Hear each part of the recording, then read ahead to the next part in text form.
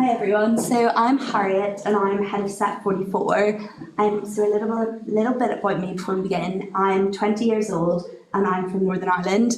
And growing up, I was lucky to have a very happy childhood. I loved being a child. I loved playing, and I still do. And I think that love for my childhood definitely gave into the experience that I want to give back to children. And I thought, where better to do that than at Norland? And it was always an idea of mine quite early on. I based my GCSEs and my A-level decisions on wanting to come to Norland. However, a lot of my teachers didn't actually approve of that, and I had quite a lot of negative opinions from family members and peers saying, you're going to be a babysitter, you're not going to get a job, and that's not a proper job.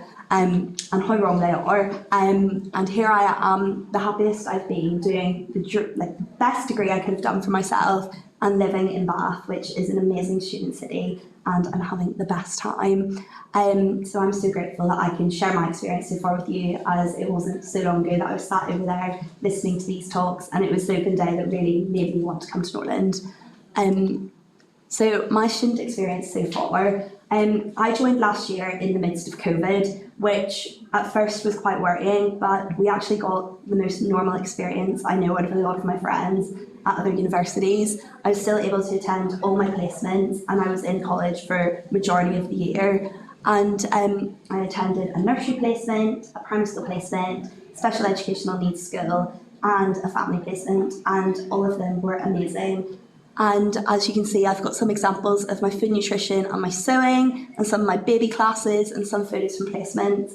And I think a lot of people come to Norland with the fear of sewing and F&N, thinking that's not for me, how am I ever going to be able to do that? But as I said earlier, where can you come to bake a Victoria sponge while blasting Taylor Swift on a Wednesday afternoon with your friends? So I also post a lot on my nannygram about what I've been doing that week, what I do in my classes. So there's a shameless plug if you want to follow and ask any questions, if you think of any more.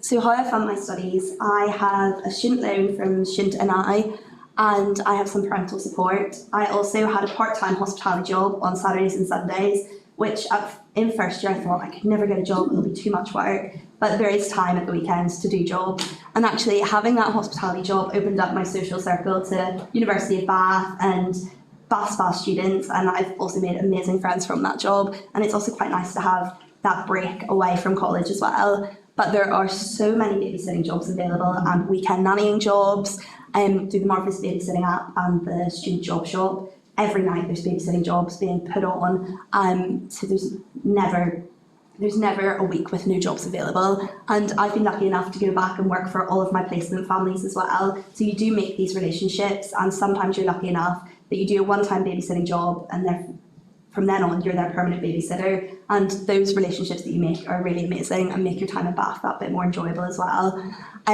So as Janet said, there's also the bursary, and Norland do the instalment scheme, so you're not having to pay big sum right at the beginning of the year. And I know also a lot of my friends who pay for their own rent and put money towards their fees from nannying jobs at the weekend, hospitality jobs, babysitting jobs, and that is doable.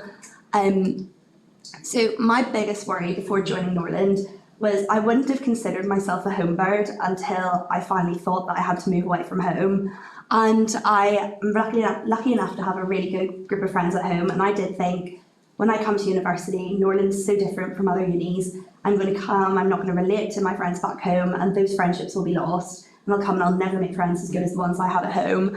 And I was so wrong. After my nearly 2 years of being here, I've made the bestest friends, and as cringe as it sounds, they will be my friends for life. And but it can be emotional time, moving away from home, moving away from friends. But as Janet said, there is that support. I can always go to my lecturers. For example, I came back from Easter a couple of weekends ago, and there was that wobble of, oh, we're back.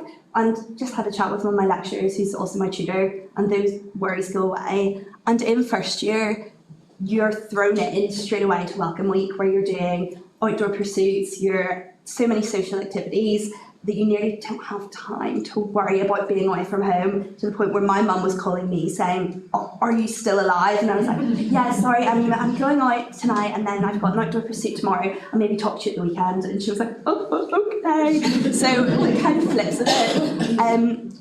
But my biggest advice would be, don't compare yourself to anyone else in this room or any of the stories that you hear today from other students.